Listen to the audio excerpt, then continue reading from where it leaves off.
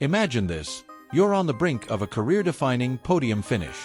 The roar of the Silverstone crowd echoes like thunder. Your car is dialed in. Your strategy is perfect. But then, in the blink of an eye, everything collapses. Not because of a mistake you made, but because of evidence, irrefutable, inescapable evidence, that turned your Grand Prix into a disaster. This is the shocking story of how a paper trail, team radio, and split-second decisions destroyed Oscar Piastri's British Grand Prix, and why some are calling it one of the most controversial moments of the F1 season. Oscar Piastri had been on fire all weekend. From the first lap in FP1, the McLaren looked quick, but it was Piastri, not Norris, who appeared more consistent. Fans and analysts alike were already murmuring.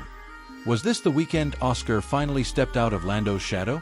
His qualifying performance was surgical, clean, aggressive, and inch-perfect. He secured a front-row starting position, stunning even some within his own team. Piastri was poised to make history. Silverstone, the home race for McLaren, was ready to erupt. But behind the scenes, a storm was already brewing, and few realized just how devastating it would be. Midway through the race, rain started teasing the track, just enough to cause uncertainty. Teams were split. Some went for inters, others gambled on slicks. McLaren had a call to make. And here's where it all started unraveling. McLaren chose to pit Norris first, leaving Piastri out for an extra lap. It seemed logical. Norris was ahead. The team wanted to protect his position.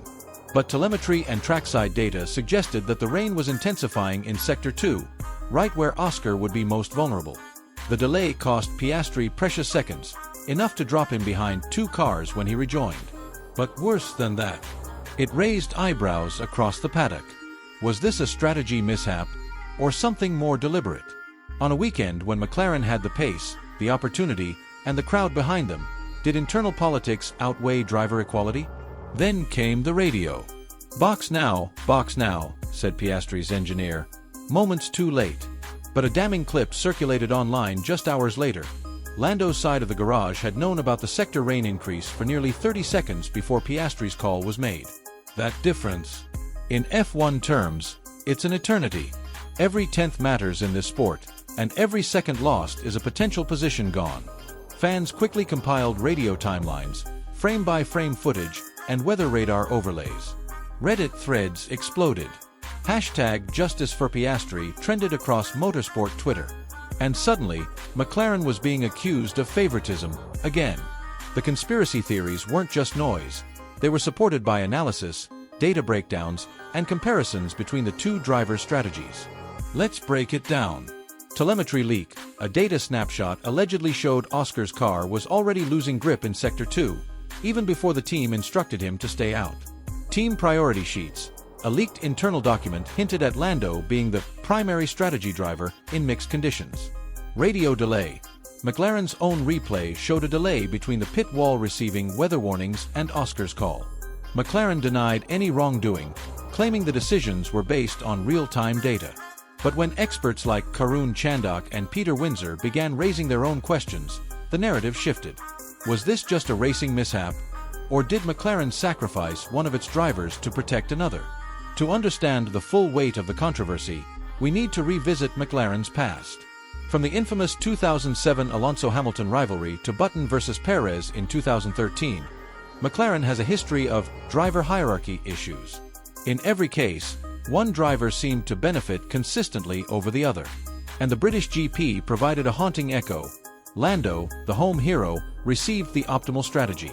Piastri, the rising Aussie, was left to fend for himself in worsening conditions. Whether intentional or not, the optics were terrible.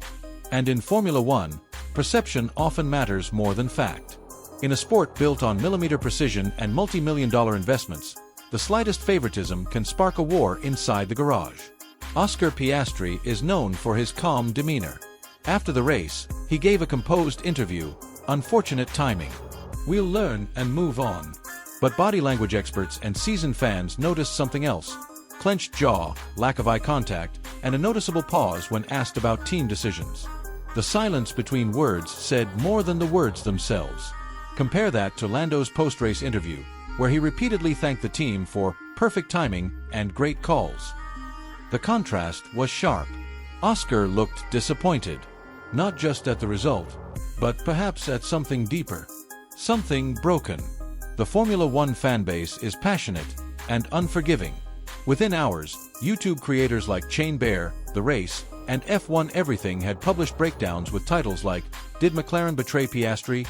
and "Lando favored again?" Conspiracy theories took off. Memes of Oscar as a sacrifice knight or wet weather scapegoat went viral. But beyond the jokes, serious questions emerged. Should FIA review team strategy decisions when both drivers are in the points? Is team favoritism killing the spirit of fair competition?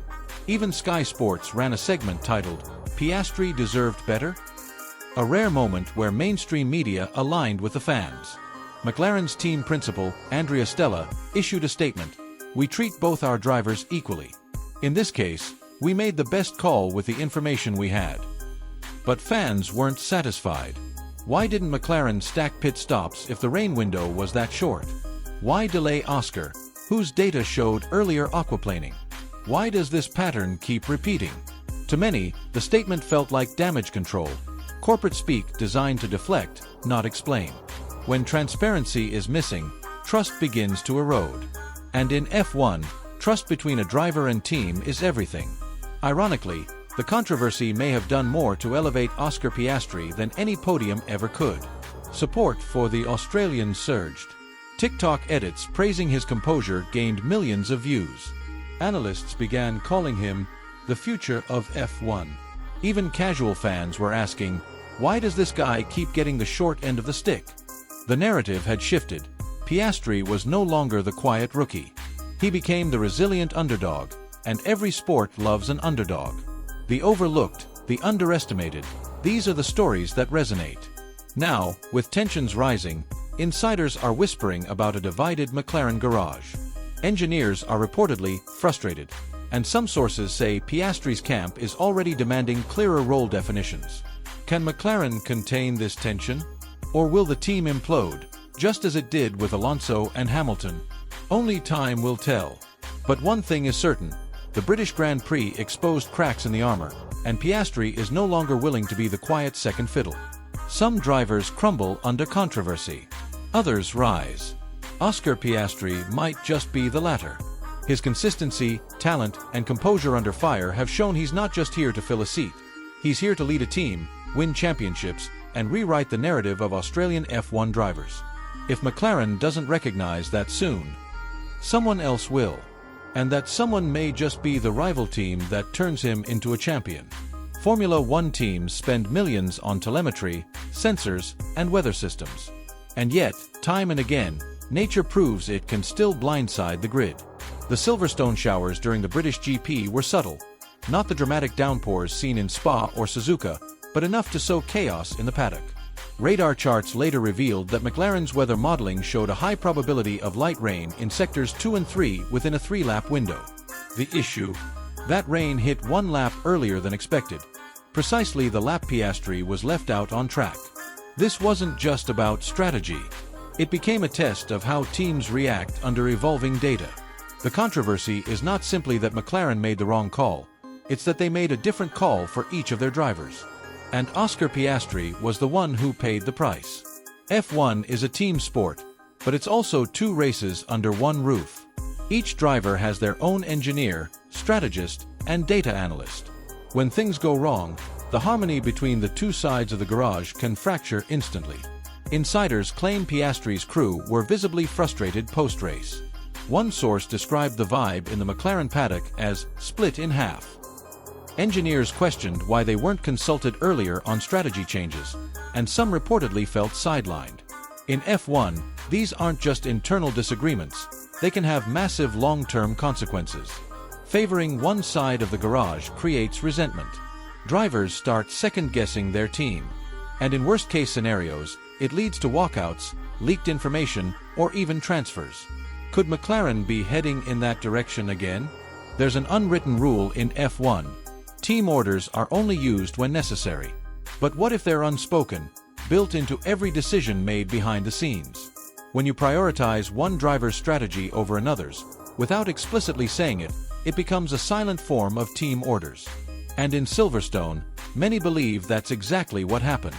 The evidence isn't in the radio commands, it's in the timing. Who gets pitted first? Who gets fresher tires? Who gets the best windows? Oscar Piastri had pace. He had position. But when push came to shove, McLaren appeared to subtly favor their poster boy, the British hero at the British GP. Officially, there were no team orders. But unofficially, the data speaks volumes. Oscar Piastri didn't need to speak out, because millions of fans did it for him. TikTok, Twitter, X, Reddit, YouTube, the online world became Oscar's courtroom. Data visualizations, weather overlays, and frame-by-frame pit lane breakdowns were posted within hours. In this digital age, fans are more than spectators, they're investigators. This wasn't just a fan reaction, it was a movement. Motorsport journalists began quoting social media sleuths. Analysts started acknowledging community data packs. For the first time in F1 history, the audience may have had more accurate insight than the pit wall. And that shift changes everything. Teams can no longer hide behind vague statements. The internet demands receipts, and Oscar supporters brought them in droves. Oscar Piastri's future is no longer a question of if, but how soon. Top teams are watching. Mercedes, Red Bull, even Ferrari, all monitoring contract expiration dates and garage politics.